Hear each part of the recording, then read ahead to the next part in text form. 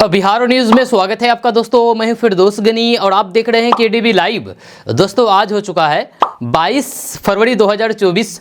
तो आज की पूरे बिहार की टॉप न्यूज लेकर आए हैं आपके लिए। दोस्तों वीडियो शुरू करने से पहले आपको बता दूं कि केडीबी लाइव का ऐप आ चुका है। आप अगर बिहार न्यूज से इंटरेस्ट रखते हैं तो आप केडीबी लाइव ऐप को डाउनलोड कर सकते हैं। केडीबी लाइव ऐप में पूरे बिहार की तमाम तर खबरें दी जाती है, वह खबरें दी जाती है जो आपकी काम की होती है और टॉप की खबरें दी जाती है, वो भी वीडियो में 1 मिनट के अंदर खबर दी जाती है। तो अगर आप 1 मिनट के अंदर कोई भी खबर देखना चाहते हैं तो आप अभी डाउनलोड करें केडीबी लाइव न्यूज ऐप। जाएं प्ले स्टोर पर सर्च कीजिए, केडीबी लाइव आ जाएगा, उसको इंस्टॉल कीजिए और पूरे बिहार की खबरों को देखिए, खुद से भी खबर को पोस्ट करें। तो चलिए फिर अब आज की खबर की शुरुआत करते हैं और इसकी शुरुआत टॉप हेडलाइन के साथ करते हैं। तो बात करते हैं कि सीएम नीतीश के निर्देश पर सभी सरकारी स्कूलों का समय बदला, शिक्षा विभाग ने जारी की अधिसूचना। नीतीश सरकार का बड़ा फैसला, अब किसी भी विश्वविद्यालय के कॉलेजों में नहीं होगी इंटर की पढ़ाई, यहां लेना होगा एडमिशन। प्याज के दाम उछलते ही एक्शन में मोदी सरकार, महंगाई पर लगा दी लगाम। बिहार सरकार ने आयुष्मान योजना का लाभ बिहार के सभी राशन कार्ड धारकों को भी देने का किया फैसला। बीजेपी पहले से वॉशिंग मशीन थी, अब डस्टबिन बनकर के कूड़ा समेट रही है, तेजस्वी यादव ने जदयू का भविष्य भी बता दिया। सांसद की बेटी की शादी में पहुंचे लालू यादव और नीतीश कुमार, क्या फिर से हुआ आमना सामना। मुर्दाबाद करते रहिए, नीतीश कुमार की विपक्ष को दो टूक, शिक्षकों को भी दे डाली चेतावनी। के पाठक तो सुपर सीएम है, नीतीश कुमार के ऑर्डर के बाद भी नहीं रुके, आईएएस पर मेंटली टॉर्चर करने का लगा आरोप। तेजस्वी ने कोई नौकरी नहीं दी, पावर नीतीश कुमार के पास था, जीतन राम मांझी खूब बोले। के पाठक पर कार्रवाई की मांग को लेकर साथ आए पक्ष विपक्ष, विधान परिषद में भारी हंगामा, एसीएस के वायरल वीडियो की जांच करेंगे सभापति। के पाठक को लेकर के भड़की राबड़ी देवी, कहा बिहार में अफसरशाही और गुंडाराज, सीएम ने बढ़ाया अधिकारियों का मन। नीतीश सरकार का बड़ा फैसला, अब किसी भी विश्वविद्यालय के कॉलेजों में नहीं होगी इंटर की पढ़ाई, यहां लेना होगा एडमिशन।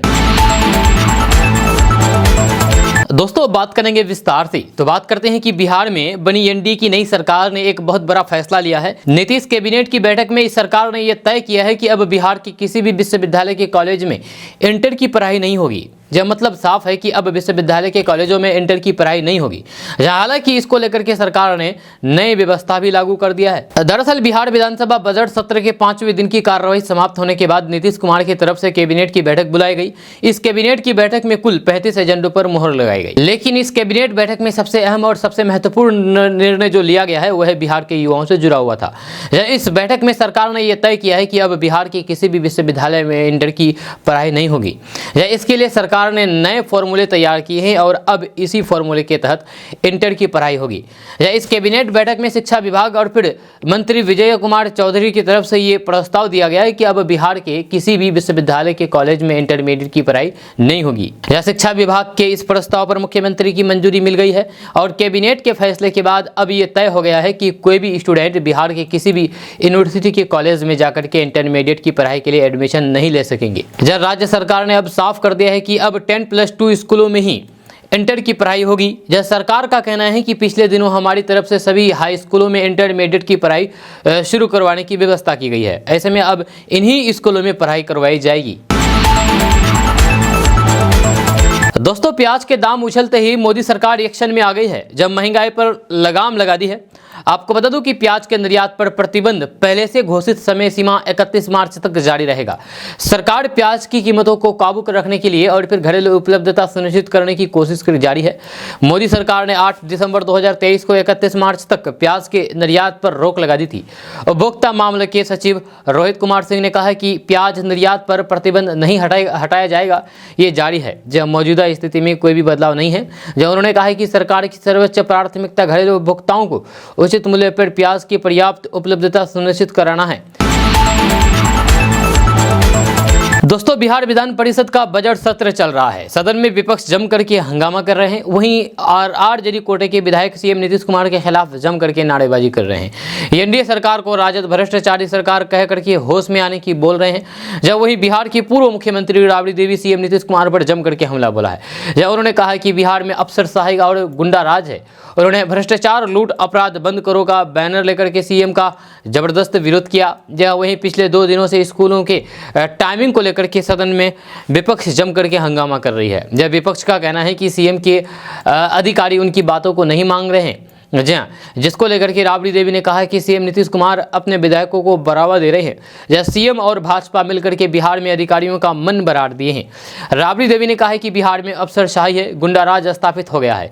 जब बिहार में भ्रष्टाचार चरम पर है। वहीं विधानसभा में दलित विधायक का भाजपा नेता द्वारा किए गए अपमान को लेकर के राबड़ी देवी ने कहा है कि विधानसभा अध्यक्ष को कार्रवाई करनी चाहिए थी। वहीं इस मामले में कार्रवाई करेंगे। वहीं लोकसभा में भाजपा द्वारा 400 सीट की बात कहने पर राबड़ी देवी ने कहा है कि भाजपा ईवीएम मशीन के साथ छेड़छाड़ करती है, इसलिए उनके नेता चुनाव के पहले इस तरीके के दावे कर रहे हैं। बिहार में एक गांव है जिसको कुमारों का गांव कहा जाता है। यहाँ पर लोग बूढ़े हो गए हैं लेकिन अभी तक शादी नहीं की है, क्योंकि यहाँ पर दुल्हन आने को तैयार नहीं होते हैं। जी हाँ, दुनिया में ऐसी कई जगह है जो अपनी अजीबोगरीब खूबी की वजह से मशहूर हो जाती है। कहीं का खाना मशहूर होता है। भारत में एक गाँव है जहाँ सिर्फ जुड़वा बच्चे पैदा होते हैं। इसी तरह बिहार का एक गाँव भी मशहूर है, लेकिन उसकी वजह मजेदार है। दरअसल इस गाँव को कुंवारों का गाँव कहा जाता है। ऐसा नहीं कि इस गाँव में मर्दों को शादी करने का मन नहीं है। इनकी शादी ना होने की खास वजह है। हम बात कर रहे हैं बिहार की राजधानी पटना के करीब 300 किलोमीटर दूर स्थित बड़वा कला नाम के गांव की। इस गांव को कुंवारों का गांव भी कहा जाता है। इस नाम की खास वजह है, दरअसल इस गांव में पिछले 50 साल में शादियां नहीं हुई है। इसी तरह से 2017 में यहाँ एक बार शहनाई बजी, लेकिन उसके बाद ये सिलसिला फिर से थम गया। आखिर ऐसी क्या वजह है कि इस जगह पर रहने वाले मर्दों को बिना शादी के ही जिंदगी गुजारनी पड़ रही है? सिर्फ नहीं है ये प्रशासनिक लापरवाही। अगर आपको ऐसा लग रहा है कि जगह श्रापित है तो आप गलत हैं। ऐसा नहीं कि इस जगह पर रहने वाले मर्दों पर किसी ने जादू टोना किया है। दरअसल इस गांव के लोगों की शादी न होने की वजह है प्रशासनिक लापरवाही। ये गांव आज भी मूलभूत जरूरतों से अछूता है। इस गांव में बिजली नहीं है, पीने के पानी की सप्लाई नहीं है, यहाँ तक कि इस गांव में सड़क भी नहीं है। इस वजह से कोई भी परिवार अपनी बेटी को इस गांव में नहीं भेजता। इस गांव में आपका मोबाइल भी बेकार हो जाएगा, क्योंकि यहाँ नेटवर्क नहीं आता। इस गांव के रहने वाले लोगों ने कई बार सरकारी अधिकारियों से मदद मांगी, लेकिन ऐसा लगता है जैसे उन्हें इनकी समस्या से कोई लेना देना नहीं है। कुछ साल पहले गांव वालों ने ही मिलकर खुद से पहाड़ काटकर एक कच्ची सड़क बनाई, जिसकी मदद से गाड़ियां अब गांव तक आने लगी है। यहाँ के युवा गांव में रहना नहीं चाहते हैं। कई लोग अपनी शादी के लिए यज्ञ हवन तक करवाते हैं, लेकिन सब फेल है। अब देखना है कि आखिर कब तक इस गांव में लोग कुंवारे ही अपनी जिंदगी काटने को मजबूर रहेंगे। जी हाँ, बिहार के वरिष्ठ आईएएस अधिकारी के पाठक का एक वीडियो सामने आया है, जिसकी वजह से उनके लिए नई मुश्किल आ गई है। ये वीडियो सोशल मीडिया पर तेजी से फैल गया है। इस वीडियो में के पाठक ने बिहार के जूनियर अधिकारियों के साथ अश्लील भाषा का इस्तेमाल किया है। साथ ही उन्होंने बिहार के अध्यापकों के लिए असभ्य शब्दों का प्रयोग किया है। आपको बता दें कि बीते शुक्रवार को मुख्यमंत्री नीतीश कुमार ने मुख्य सचिव आमिर सुबहानी और अन्य शीर्ष अधिकारियों को उनके पिछले वीडियो की जाँच के लिए निर्देश दिए थे, जिसमें उन्होंने जूनियर अधिकारियों के साथ असभ्य भाषा का प्रयोग किया था। अब जो वीडियो वायरल हुआ है उसमें 1990 के बैच के आईएएस अधिकारी ने कहा है कि लोग बेकार होते हैं और उन्हें गालियां सुनने पर ही कुछ समझ में आता है। सरकारी विभाग के एक वीडियो कॉन्फ्रेंस के दौरान पाठक ने कहा, सभी सहकारिता हटा दो, हम 1 अप्रैल से सब कुछ खुद ही बांट देंगे। ये लोग हमेशा यही करते रहते हैं कि वो सर करेगा या ये सर करेगा। बिहार में कौन सामान्य व्यक्ति है? उन्होंने फिर रोहतास और विक्रमगंज के अधिकारियों को डांटा। अधिकारियों से बात करते हुए पाठक ने पूछा, रोहतास कहां मर गया है? और उन्होंने विक्रमगंज के एक अधिकारी से कहा, सहकारी में बैठे बंदर ढूंढो और उसे पकड़ो। उन्होंने जूनियर अधिकारियों के लिए अश्लील भाषा का उपयोग किया और उन्हें पैसे देकर काम करने के लिए कहा। पिछले गुरुवार को उनका वीडियो ट्रैफिक नियमों की कमी के लिए बिहार प्रशासनिक अधिकारियों और राज्य के लोगों के खिलाफ वायरल हो गया था। बिहार के मुख्यमंत्री नीतीश कुमार आज बिहार विधानसभा में राजद जिंदाबाद कहने लगे। नीतीश कुमार ने कहा, हम सदन के अंदर ही नहीं बल्कि बाहर भी राजद जिंदाबाद कहते हैं। सीएम नीतीश कुमार बोले, आप लोगों को जितना मेरे खिलाफ मुर्दाबाद का नारा लगाना है लगाइए, हम आप लोगों का जिंदाबाद करेंगे। दरअसल बिहार विधानसभा की कार्रवाई शुरू होते ही विपक्षी विधायक शिक्षा विभाग के अपर मुख्य सचिव के पाठक के खिलाफ कार्रवाई की मांग को लेकर हंगामा करने लगे। राजद, कांग्रेस और वामपंथी पार्टियों के विधायक वेल में आ गए और नारेबाजी करने लगे। वे नीतीश कुमार मुर्दाबाद के नारे लगा रहे थे। उस दौरान सदन में प्रश्न व उत्तर काल चल रहा था और डिप्टी सीएम विजय कुमार सिन्हा पथ निर्माण से जुड़े सवाल का जवाब दे रहे थे। सदन में हंगामे के बीच नीतीश कुमार अचानक बोलने के लिए उठ खड़े हुए। नीतीश कुमार ने बोलना शुरू किया, आप मेरा मुर्दाबाद का नारा लगाते रहिए, हम आपका जिंदाबाद करते रहेंगे। जितना बार आप मुर्दाबाद करिएगा हम उतना ही बार जिंदाबाद करेंगे। आप जिंदा रहिए और हमको मुर्दा करते रहिए। जितना हमको मुर्दा करते रहिएगा उतना ही खत्म हो जाइएगा। बिहार के पूर्व मुख्यमंत्री राबड़ी देवी ने बिहार में अफसरशाही को लेकर बड़ा बयान दिया है। राबड़ी देवी ने कहा है कि बिहार में अफसरशाही हावी हो गया है, मुख्यमंत्री अधिकारी सबको बढ़ावा दे रहे हैं, इसलिए अब वो लोग मुख्यमंत्री की भी बात नहीं सुनते हैं और अपने मन से काम करते हैं। अफसरशाही है और गुंडाराज आ गया है। अब वो मुख्यमंत्री जी को समझना होगा कि उन्होंने क्या किया है और क्या नहीं किया है। अफसरशाही के साथ भ्रष्टाचार चरम पर है, हम तो इतना ही कहेंगे। इसके अलावा विधानसभा में दलित विधायक का भाजपा नेता द्वारा अपमान किए जाने की चर्चा पर राबड़ी देवी ने कहा कि इस पर विधानसभा अध्यक्ष को कार्रवाई करनी चाहिए थी, लेकिन वो ऐसा कर नहीं रहे हैं, तो ये गलत बात है। भाजपा विधायक पर एक्शन होना चाहिए और विधायक को इस बात के लिए माफी मांगना चाहिए। उधर लोकसभा में भाजपा द्वारा 400 सीट पर जीत की बात कहने पर राबड़ी देवी ने कहा कि भाजपा के लोग ईवीएम के साथ छेड़छाड़ करती है, इसलिए उनके नेता इस तरह के दावे कर रहे हैं। तेजस्वी यादव की यात्रा पर राबड़ी देवी ने कहा कि लाखों की भीड़ जुट रही है और आने वाले लोकसभा चुनाव में पलटू राम का हारना तय है। बिहार के मुजफ्फरपुर जिले में टीचर को अपनी प्रेमिका से आधी रात को मिलने जाना भारी पड़ गया। जिले के एक गांव में आधी रात को बीपीएससी टीचर पड़ोस की लड़की के साथ पकड़ा गया। गांव वालों के मुताबिक शिक्षक को हाल ही में गांव के स्कूल में पोस्टिंग हुई थी। फिर कुछ दिनों बाद पड़ोस की एक लड़की से उनकी दोस्ती, फिर ये दोस्ती प्यार में बदल गई। दोनों को प्रेम परवाना चढ़ गया और फिर बीती रात में टीचर अपनी प्रेमिका से मिलने आए तो लोगों ने पकड़ लिया और दोनों का उसी रात निकाह करा दिया। दरअसल ये पूरा मामला ओराई के भुलरा पंचायत के जगोगीला गांव का है। गांव वालों के मुताबिक टीचर का नाम नूर अहमद तरमजी है और वो मीनापुर का रहने वाला है। नूर अहमद तरमजी अभी मध्य विद्यालय जगोलिया उर्दू में पदस्थापित है। टीचर वहां किराए के एक मकान में अपनी मां के साथ रहते हैं। कुछ दिनों पहले ही टीचर को अपने पड़ोस की लड़की से प्यार हो गया। इसके बाद टीचर अपनी प्रेमिका से रात में मिलने गए। इसी बीच टीचर को स्थानीय लोगों ने प्रेमिका के कमरे में रात 12 बजे घुसते देखा तो रंगे हाथ पकड़ लिया और शादी के लिए राजी करवाया।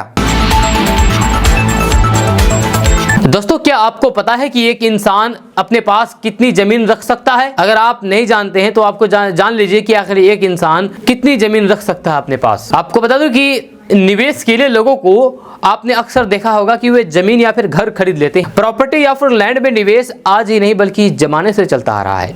भारत में निवेश के लिए हमेशा से लोग जमीन खरीदते आए हैं, लेकिन कभी कभी जानकारी के अभाव में इंसान गलती कर बैठता है और उसे तब पछतावा होता है जब वो कानून के शिकंजे में फंस जाता है। तो क्या आप जानते हैं कि एक व्यक्ति अपने नाम पर कितनी जमीन रख या फिर खरीद सकता है? या फिर आप जानते हैं कि लिमिट से ज्यादा जमीन रखने पर क्या होता है? अगर नहीं तो अभी हम आपको इसके बारे में बताएंगे। हम आपको बताने जा रहे हैं एक ऐसी कानून के बारे में जिसका उल्लंघन कमोबेश सभी लोग करते हैं या फिर उनके इर्द गिर्द रहने वाले व्यक्ति तो करता ही है। हालांकि ज्यादातर इस तरह की गलतियां जानकारी के अभाव में करते हैं। सोना चांदी और पैसे की तरह जमीन रखने का भी एक सीमा तय की गई है, नियम बनाई गई है। अगर आपके पास लिमिट से ज्यादा जमीन मिलती है तो फिर आप पर कानूनी कार्रवाई भी हो सकती है। आपको बता दूं कि भारत में कृषि योग्य भूमि कितना लिमिट तक रख सकते हैं इसको लेकर के कोई भी कानून नहीं है, लेकिन देश में हर राज्यों ने जमीन रखने का एक निश्चित लिमिट यानी कि सीमा तय कर रखी है। इसलिए ऐसा नहीं है कि आप 100 एकड़ और फिर 1000 एकड़ जमीन खरीद करके रख सकते हैं, लेकिन भारत में जमीन खरीदने की अधिकतम सीमा अलग अलग राज्यों में अलग अलग है। पूरे देश में जमीन रखने का एक सा कानून नहीं है। हालांकि सभी राज्यों के लिए अलग अलग नियम कानून हैं, लेकिन हम आपको सिर्फ बिहार राज्यों के बारे में बता रहे हैं, क्योंकि आप जो इस वीडियो को देख रहे हैं आप बिहारी के होंगे, चाहे आप जहां भी रहते हो, बिहार से बाहर, देश से बाहर, जहां भी रहते हो, लेकिन आप बिहारी होंगे, क्योंकि ये ऐप सिर्फ बिहार वासियों के लिए बनाया गया है। तो जितने भी यूजर्स हैं सभी बिहार के रहने वाले हैं, तो हम आपको बिहार के बारे में बता रहे हैं। आपको बता दूं कि बिहार में रहने वाले प्रति व्यक्ति 15 एकड़ तक कृषि योग्य जमीन खरीद सकते हैं। जी हाँ, 15 एकड़ से ज़्यादा जमीन नहीं रख सकते हैं। अगर कोई भी व्यक्ति 15 एकड़ से ज़्यादा जमीन रखता है तो उस पर कानूनी कार्रवाई हो सकती है। दोस्तों, अगले साल बोर्ड परीक्षा देने जा रहे देश भर के स्टूडेंट के लिए एक बहुत ही महत्वपूर्ण अपडेट सामने आई है कि केंद्रीय शिक्षा मंत्री धर्मेंद्र प्रधान ने कहा कि अब बोर्ड परीक्षाओं का आयोजन साल में 2 बार किया जाएगा। यह व्यवस्था शैक्षणिक वर्ष 2025-26 से लागू होगी। ऐसे में केंद्रीय बोर्डों के साथ साथ विभिन्न राज्यों के बोर्ड शिक्षा बोर्ड से संबंधित स्कूलों में साल 2023-24 के दौरान कक्षा 8 और फिर कक्षा 10 में पढ़ाई कर रहे छात्र छात्राओं के लिए शैक्षणिक वर्ष 2025-26 में क्रमशः 10वीं और 12वीं के लिए बोर्ड परीक्षाएं साल में 2 बार आयोजित की जाएगी। दोस्तों, बिहार से बड़ी खबर सामने आई है। बिहार के 58 लाख परिवारों को 5 लाख रुपए तक स्वास्थ्य बीमा दिया जाएगा। कैबिनेट में इसको लेकर के मोहर भी लगी है। आपको बता दूं कि कैबिनेट में कुल 35 मोहर लगी है, 35 एजेंडों पर मोहर लगी है। उनमें से एक ये योजना शामिल है। इस बैठक में ये सबसे बड़ा निर्णय बिहार वासियों को 5 लाख रुपए का स्वास्थ्य बीमा देने का लिया गया है। जहां भारत सरकार की प्रधानमंत्री जन आरोग्य योजना आयुष्मान भारत के तर्ज पर बिहार सरकार अपने संसाधन से 5 लाख रुपए तक का स्वास्थ्य बीमा देगी। इससे करीब 58 लाख परिवारों को फायदा होगा। जहां मंत्रिपरिषद में स्वास्थ्य विभाग के प्रस्ताव पर विचार विमर्श किया गया, जिसमें कहा गया है कि केंद्र सरकार की आयुष्मान भारत योजना से वंचित परिवारों को राज्य सरकार अपने संसाधन से 5 लाख रुपए तक का स्वास्थ्य बीमा देगी। 5 लाख रुपए का ये बीमा कैशलेस होगा। जब केंद्र की योजना की तरह ही इस योजना से चयनित अस्पतालों में मरीज अपना इलाज करा सकेंगे। बिहार में ऐसे करीब 58 लाख वैसे परिवार है जो राष्ट्रीय खाद्य सुरक्षा अधिनियम के दायरे में आते हैं और जिन्हें योजना के तहत 5 किलो वाले सब्सिडी खाद्य सामग्री के अलावा 5 किलोग्राम मुफ्त अनाज दिया जाता है।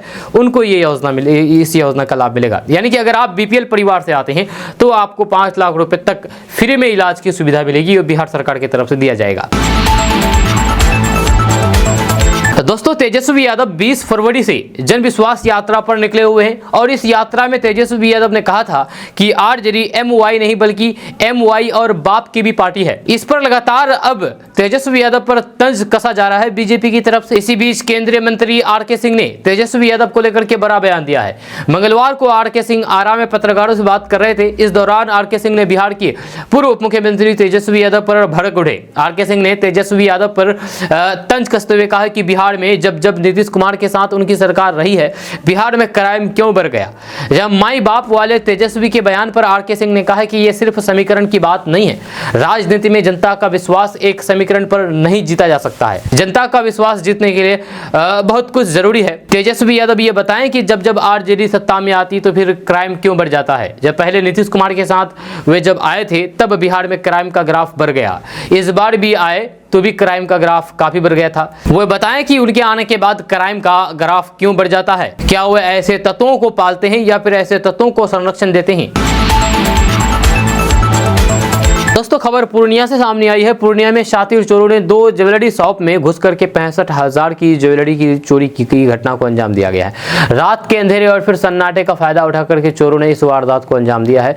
वहीं चोरी की इस घटना को लेकर के पीड़ित व्यवसायियों ने स्थानीय थाने में लिखित शिकायत दी है। जहां घटना मुफस्सिल थाना क्षेत्र के रानी पत्रा बाजार स्थित स्टेशन रोड की है। चोरों ने ज्वेलरी की 2 शॉप को अपना निशाना बनाया। यह घटना की जानकारी देते हुए पीड़ित दुकानदार संजीव ठाकुर और फिर मदन शाह ने बताया है कि रविवार रात ज्वेलरी शॉप बंद करके दोस्त की बारात में शरीक होने गए थे। जहां सोमवार की सुबह जब करीब 8 बजे उन्हें स्थानीय दुकानदारों ने फोन करके ज्वेलरी शॉप का ताला टूटे होने की जानकारी दी, जिसके बाद वे शाम करीब 4 बजे बारात से सीधे अपने ज्वेलरी शॉप आए।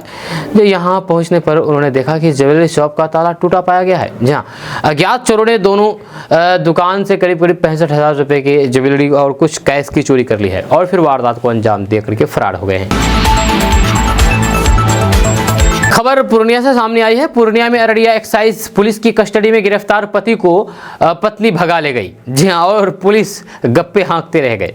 आपको बता दूं कि आरोपी शराब बिक्री से जुड़ा हुआ मामले में पकड़ा गया था। पकड़े जाने से पहले उसने भागने की कोशिश की थी।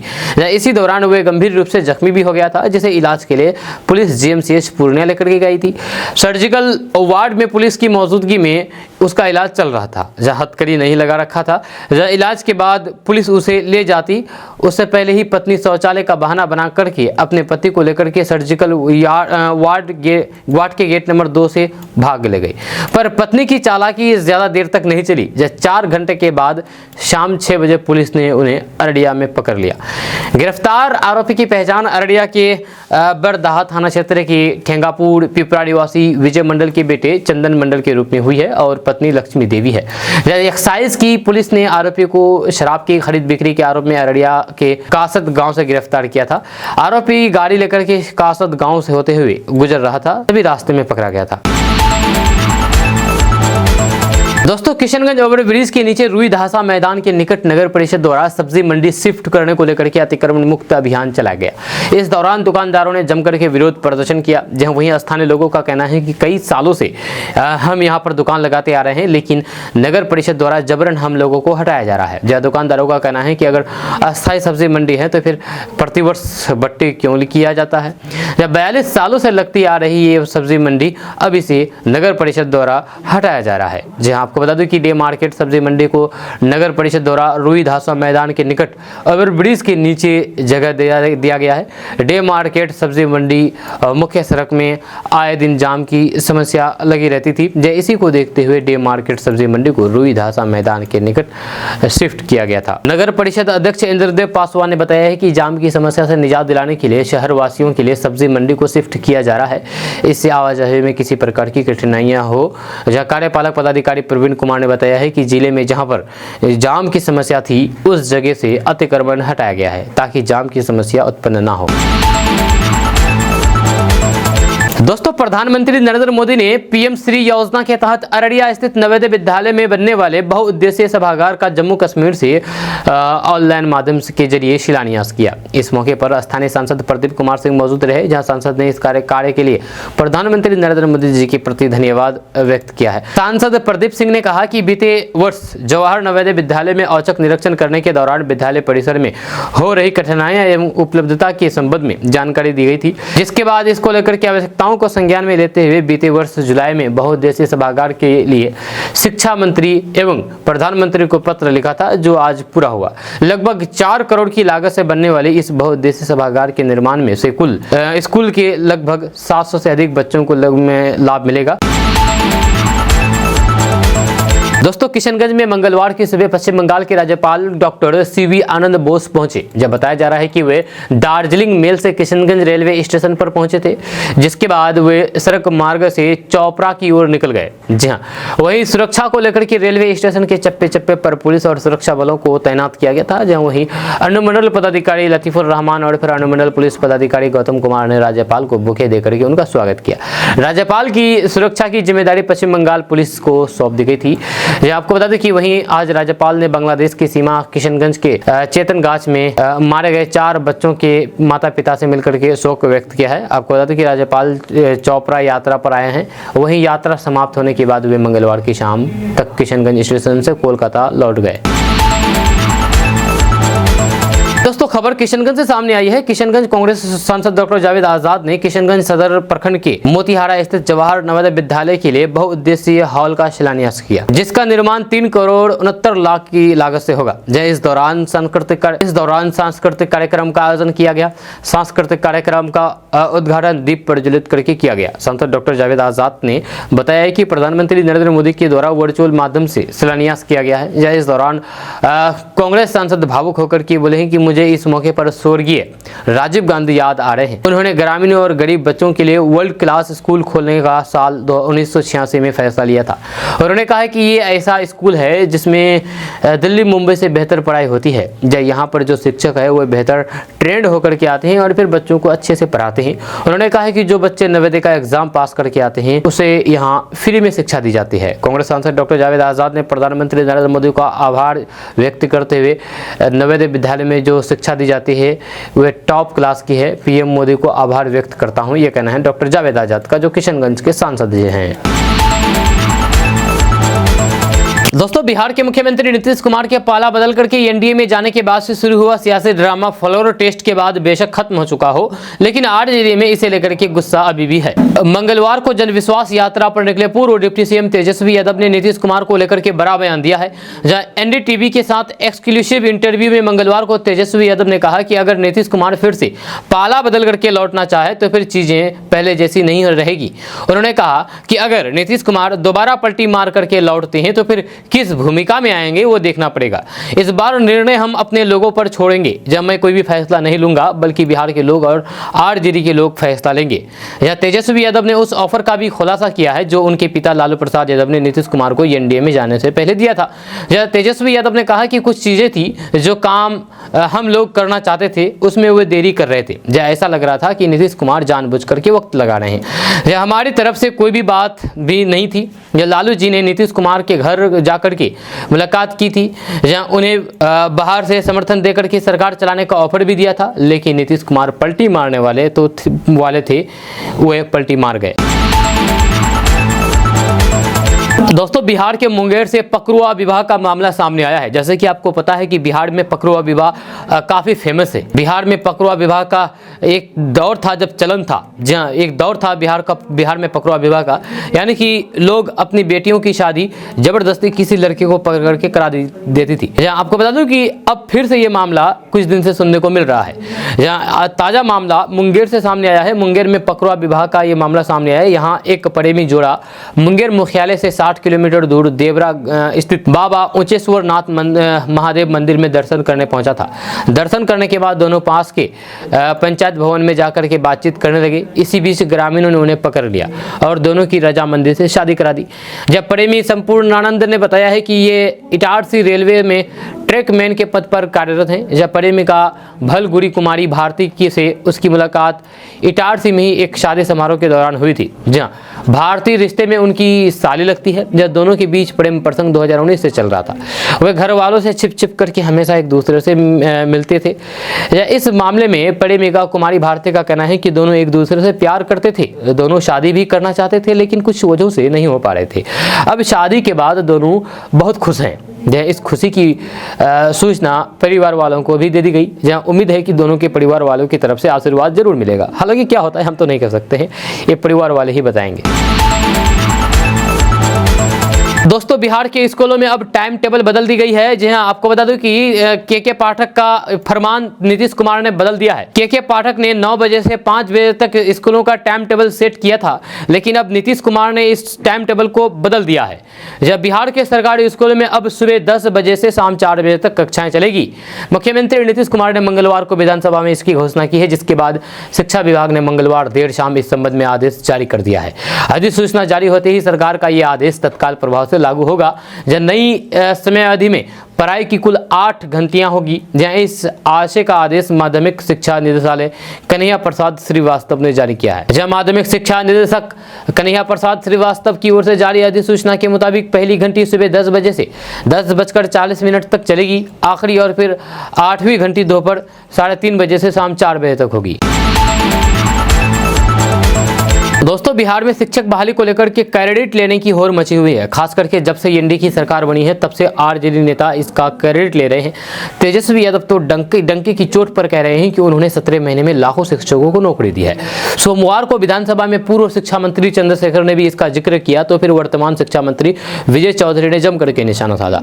शिक्षा मंत्री विजय चौधरी ने जल संसाधन शिक्षा विभाग सहित कई विभागों के बजट पर चर्चा की। उन्होंने चंद्रशेखर को जवाब देते हुए कहा कि गठबंधन टूटने का सबसे बड़ा कारण अनावश्यक क्रेडिट लेना है। कौन नहीं जानता है कि सारा काम मुख्यमंत्री कर रहे थे। उन्होंने कहा कि शिक्षा मंत्री रहते हुए जब चंद्रशेखर ऑफिस आना बंद किए तब जाकर के बहाली शुरू हुई। जब विजय कुमार चौधरी ने कहा कि क्रेडिट लेने के कारण ही गठबंधन टूटा है। सब काम सीएम कर रहे थे, लेकिन अनावश्यक क्रेडिट लेने की होड़ मची हुई थी। कौन नहीं जानता है कि सीएम सारा काम करते हैं। 2005 में एनडीए की सरकार में 4 लाख से अधिक शिक्षकों की नियुक्ति हुई। बीपीएससी से परीक्षा लेने का निर्णय चंद्रशेखर के शिक्षा मंत्री बनने के पहले ही किया गया था। विजय चौधरी ने कहा कि जब एनडीए की सरकार 2005 में बनी थी तो फिर उसी समय 4 लाख शिक्षकों की बहाली हुई थी। तब मुझे शिक्षा विभाग का प्रभार दिया गया था।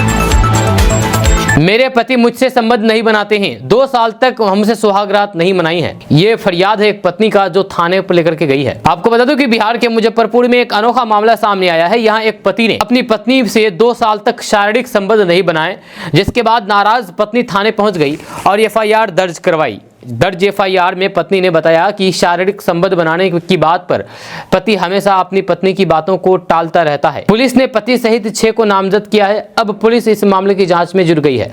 जब पीड़िता वैशाली जिले के लालगंज थाना इलाके के एक गांव की रहने वाली है, जबकि आरोपी पति अहियारपुर थाना इलाके का रहने वाला है। जब महिला ने थाने में दर्ज FIR में बताया कि मेरी शादी 31 मई 2021 को हुई थी। जब महिला ने बताया कि मैंने अपने पति को से कहा कि आप संबंध क्यों नहीं बनाते हैं, तो इसका जवाब देने की जगह वो मेरे साथ गाली गलौज करते हुए मारपीट करने लगे।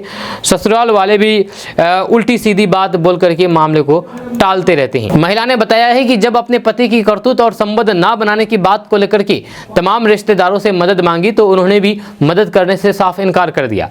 महिला ने बताया है कि ससुराल वाले और रिश्तेदारों ने मुझ पर ही दबाव बनाना शुरू कर दिया कि जैसे पति कहते हैं वैसा करो, नहीं तो फिर अंजाम भुगतना पड़ेगा।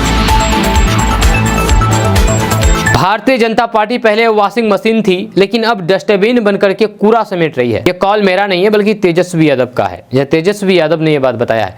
आपको बता दूं कि बिहार के पूर्व डिप्टी CM और लालू प्रसाद यादव के पार्टी के राजद नेता तेजस्वी यादव जनविश्वास यात्रा पर निकले हुए हैं। बुधवार को चंपारण में जनसभा को संबोधित किया। इस बीच तेजस्वी यादव ने बीजेपी और नीतीश कुमार की पार्टी जदयू को लेकर के बड़ा बयान दे दिया है। जहां उनकी जनविश्वास यात्रा पर भाजपा नेता पहले से हमलावर हैं। तेजस्वी यादव ने उन्हें तिल मिला देने वाला जवाब दिया है। हालांकि नीतीश कुमार को लेकर के तेजस्वी का रुख अभी भी नरम है। उन्होंने कहा है कि नीतीश कुमार प्रधानमंत्री नरेंद्र मोदी, अमित शाह सबकी व्यक्तिगत तौर पर इज्जत करते हैं। यह सोमवार को बिहार के मुजफ्फरपुर से तेजस्वी यादव ने जनविश्वास यात्रा शुरू की।